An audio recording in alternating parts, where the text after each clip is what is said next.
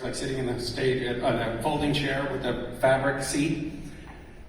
We had these like TV monitors. The director watches what's happening on these monitors in another room. Like you see what the cameras are seeing, and there's a chair right in front of it.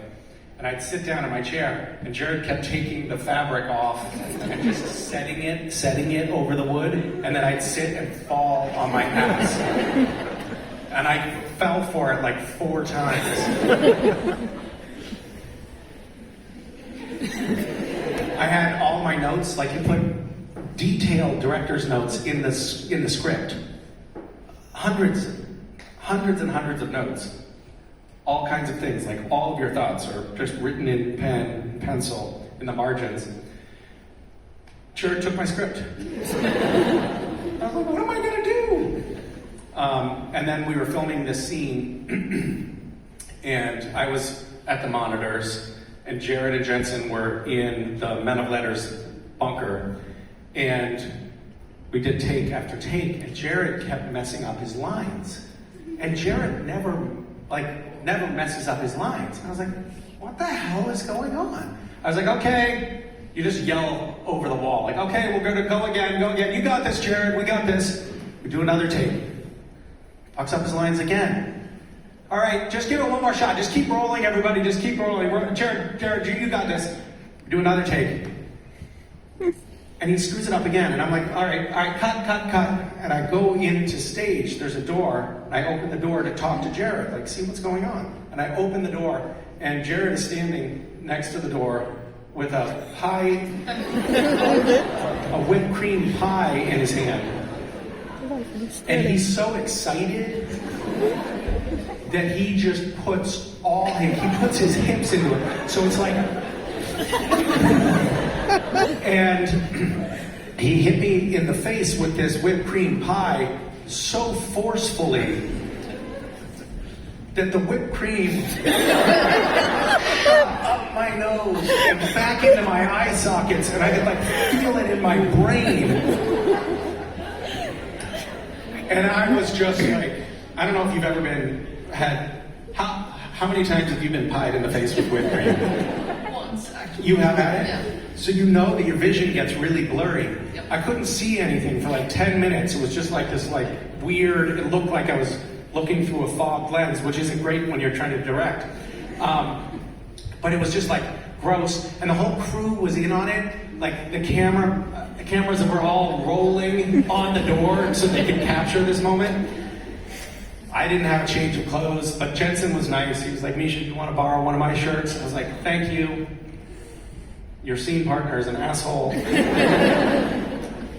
And it took me so long to clean up that we still had to come back to the scene after lunch.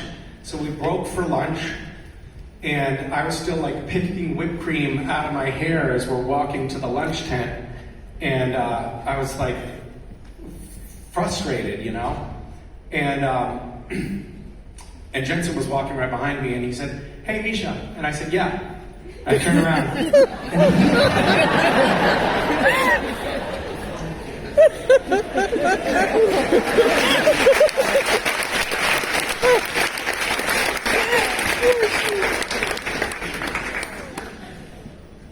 So challenging, you know. It's funny, like, just reminiscing and telling the stories, I realized that I might have a lawsuit on my hands. I think that that's workplace abuse. Thank you.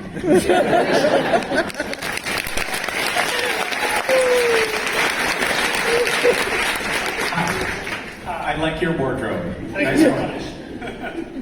So, what is the weirdest and creepiest question you've ever gotten from one of your weird-ass fans? Probably is Destiel real? I'm kidding, of course. I've got much weirder questions than that.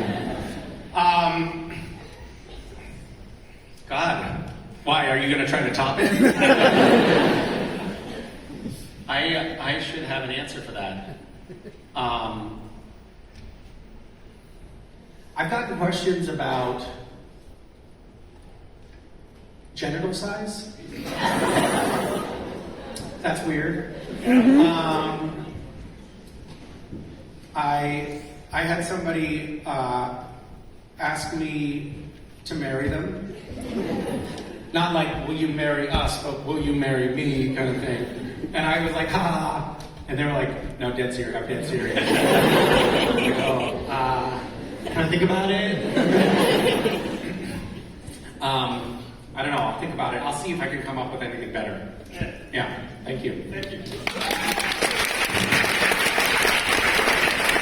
Oh my god. Oh, it's so loud. Hello. Hi. Also, before I say my question, I was in the car with my mom on the way here, and I told her that I was going to the Q&A, and she just told me, say hi to Cass for me. Well, tell your mom I said hi back. Well, that's Yeah. delightful. Yeah. And I actually did not, in fact, have a question coming here, so I just searched up good conversation starters. They're all very interesting, I promise.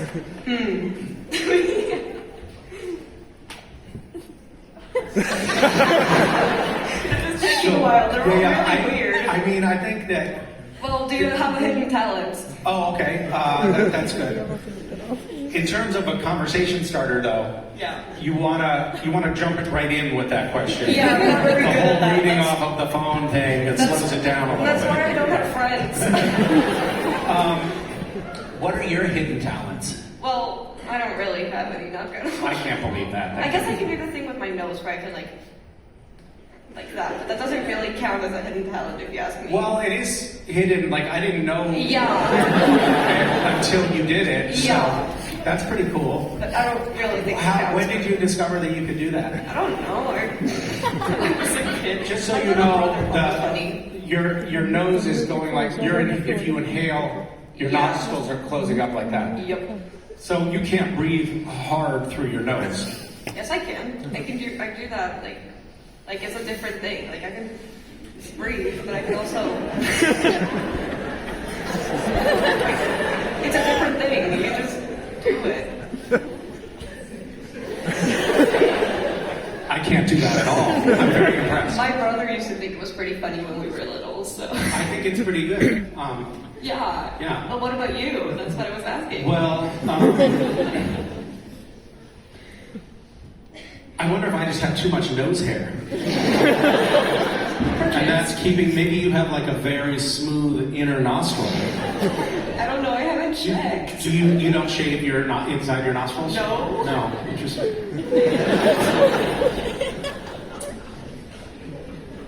Do you think that your mom would have guessed that we would be talking about your nostrils? No, she's gonna be really fucking good. And not just for a short period of time, but actually for it's quite I don't even know what I'm doing here. We're talking a lot about your nose. Yeah, discussing it in detail. Interesting. Yeah. Very interesting. Let's get into it, shall we? Are you not gonna answer my question if you have anything to ask? I think I'll try to stay in the same vein, if that's okay with you. Sure. Of like things I can do with my face. Yeah, sure. I spent a lot of time working on this stuff when I was little.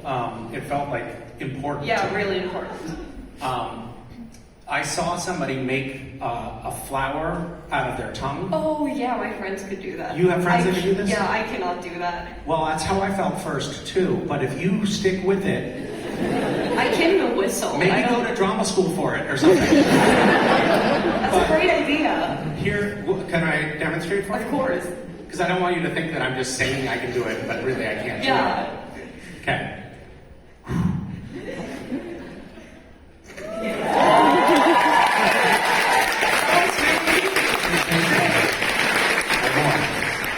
This was something that I did when I was very young, all the time.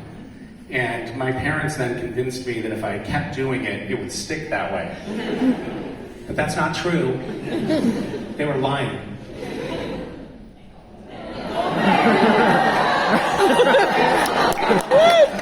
Yeah. That's also creepy. Thank you. Trying to build someone in a brain. Thank you.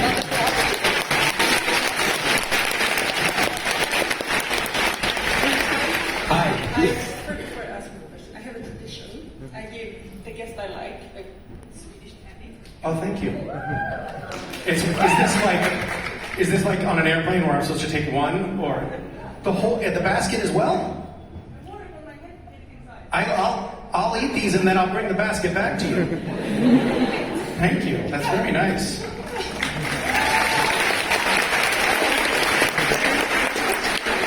What is the prank or payback that you both dared towards Jared? Because I know you flushed his phone in the airplane bathroom. Oh, we talked about that publicly? Yeah, we talked about it on the podcast with Lex Luthor. Oh, I talked about it on that podcast? Yeah. Jared was really mad at me when I flushed it. People don't like it when you flush their phones down the toilet.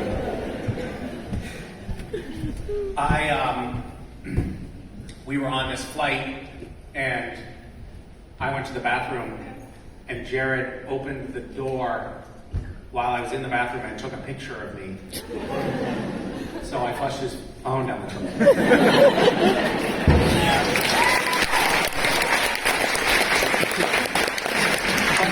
But was that your part? That wasn't really your question, was it? Have I done other payback with Jared? Sure. We had all kinds of like escalating pranks with each other that got worse and worse. And I'll give you an example. So there was this, what do you recommend I try, by the way? What's this? Licorice? It's a magnet? Oh, I don't need that right now. Kekschoklad.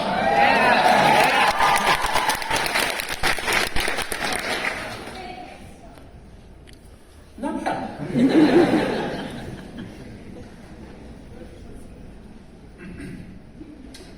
I'm highly allergic to gluten. There's no gluten in this. No, I'm kidding. Okay, so one night we were shooting on location in Vancouver. This chair is so low, I feel so weird. We were shooting on location in Vancouver, and Jared had driven himself to work. And usually he had a driver bring him to work, but this day he had driven himself to work. And so I saw he had parked in front of his trailer. So I parked my car just about 3 inches from the driver's side door so that he couldn't get in without crawling over the passenger side. And then I got dressed and went up to set, which was like a mile away. And when I came back, my tires were all flat. So we have a transportation department on Supernatural. It's very easy. I just went to them and I said, guys, can you please blow up my tires? So they inflated my tires. And then I called a tow truck company to have Jared's car towed away. And then Jared came back to the trailers from set just as the tow truck was hitching up to his car. And so he's like, hey, no, you're not towing this car, it's my car. And the guy's like, well, I still got to get paid. I came all the way down here. So Jared paid him to leave. And then Jared thought, maybe what I'll do, like, I make a lot of money. I can afford to do this. Maybe I'll just drive my car into Misha's parked car and destroy it. And luckily, I came back down to the cars before he could carry out that act. But the problem with me and Jared was it always escalated. Like it started at me just parking close to him, then it, tires deflated, tow truck, and then possibly death. So at a certain point, we sort of realized like, this is gonna, but I had a fantasy. They have these forklifts. Do you know what a forklift is? Mm-hmm. And we had these big, so on Supernatural we had 4 stages. They're all separate. And the reason that they had 4 stages is they wanted to be able to be building sets for the next episode in one stage, while they're filming in another stage, while they're taking down the sets in another stage, so they can be working, doing all of the different stages of production at once. And they had these huge dumpsters, they're called 40-yard dumpsters, but they're, from here to there and quite wide. And I was talking to the crew on Supernatural about how to use a forklift to put Jared's car in one of the dumpsters. I didn't want to destroy it, but I wanted it in the dumpster so he couldn't get it out again.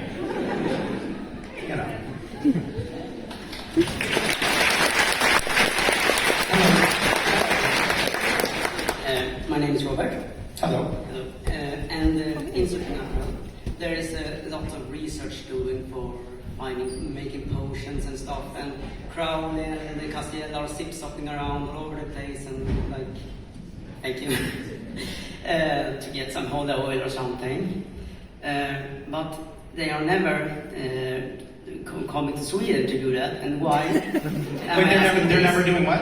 Coming to Sweden to getting a potion or a holy book or something. And in Sweden, I don't know if you know this, but we actually have the world's biggest archive of the unexplained here in Sweden. We do? And it would have been cool if they worked that in the story. So I guess my question is, why did we ignore Sweden? why did no one ever think about that? Why did the writers of Supernatural hate Sweden so much? Why this kind of prejudice? Yeah. There's an archive of the unknown? Yeah, the world's biggest. Probably the world's only. Maybe. What the fuck is that? It's an archive for everything supernatural. Mostly UFO stuff, but everything. UFO stuff, okay. But not only that. Okay. Ghosts and stuff like that. What kind of, is it a museum? No, not really. It's an archive. It's That sounds- enthusiasts for supernatural that collect all this stuff. I see. That sounds quite boring. Is it, is that something that you can go, and where is it? Oh, it's in the south of Sweden. I don't remember. Okay, I'm not going to go then. And we have a ghost museum as well. A ghost museum? Yeah. You do? That is the biggest scam I've ever heard. What a great idea! You can bring people in. It's like yes, it's 20 kroner. What is a Swedish crown? 20 crowns. 500 crowns. 500 crowns. Please come in. Did you see the ghost? Oh, you don't see it? I see it. You don't see it? I'm sorry. You have to be kind of special to be able to see the ghost.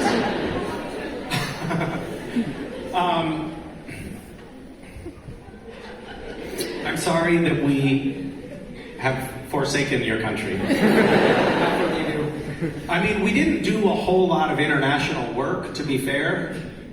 The British men of letters, I guess we had, and we went to Israel at some point, and Egypt. Scotland, I think. We went to Scotland. Well, we talked about Scotland because Didn't Crowley? Rowena and Crowley were Scottish or something, supposedly, although, whatever.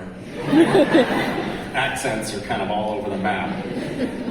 But yeah, that was an oversight, and I'm sorry. Yeah. Maybe when we do the movie, we should just set it in Sweden.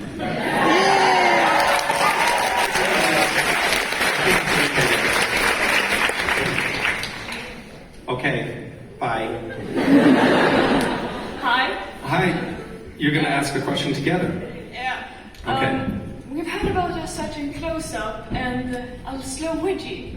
Care to tell us? A close-up and a slow wedgie? Yes. What are we talking about? We've heard about when you see. Your turn. You guys have to support each other. Yep. We've heard about you were shooting a scene and I believe Jared came up and did a slow wedgie on you when you had a close-up. You were supposed to be very serious.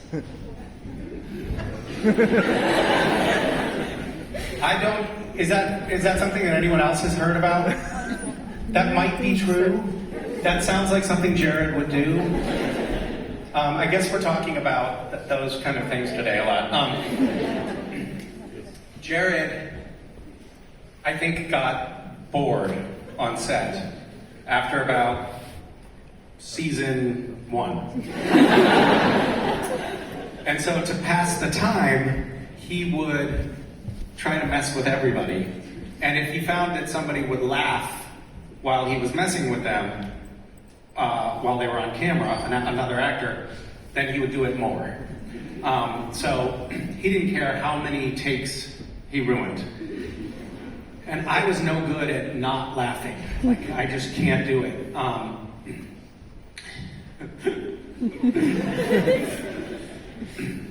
We have there's a guy whose job it is to push the camera on, it's called dolly operator, and we call it a dolly. And the dolly has the cameraman and the focus puller and the camera on it, and somebody can push it along so that the camera can move in the scene like this. And one day Jared was messing with me a lot, and Dolly Dave, the guy that pushes the dolly, came up to me and said, "Misha, can I talk to you?" So I just want to give you a bit of advice. If they're messing with you, like Jared has tried to mess with me before, and when he's messing with me, what I do is just in my head, I think about how much I hate him. And that really works. You might want to try it. He was totally serious. Jared would do things like the camera operator is like, sometimes we would do handheld camera, so the heavy camera is sitting on the camera operator's shoulder like this, and he's looking through an eyepiece like this, holding the camera, and he has to hold very, very still during the scene.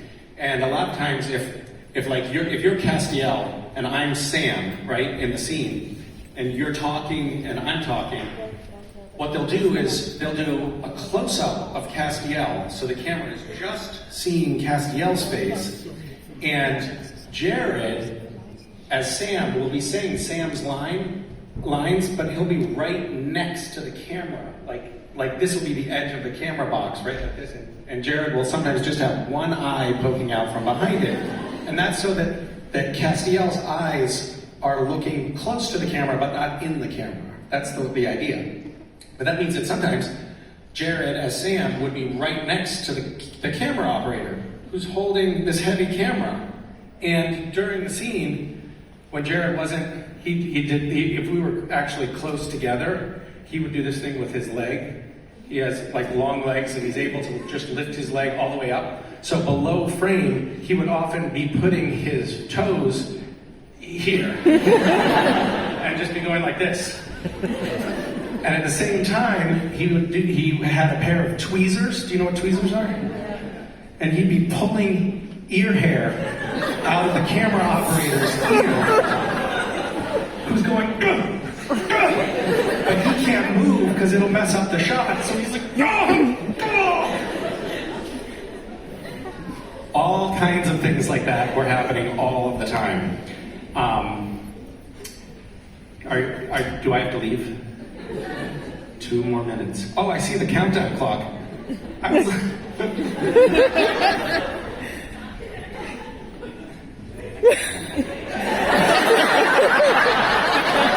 have been standing up here looking at these numbers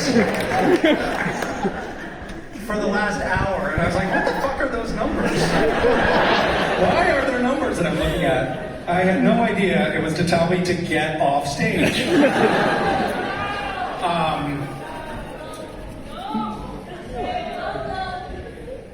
Answer fast.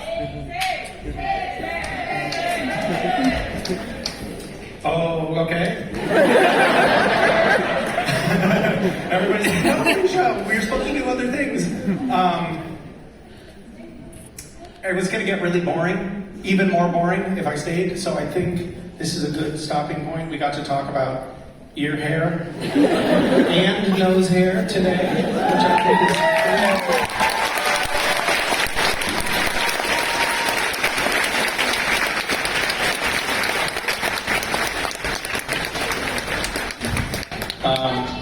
Thank you all for your hospitality, and so thrilled to be in this beautiful country, and I would love to come back.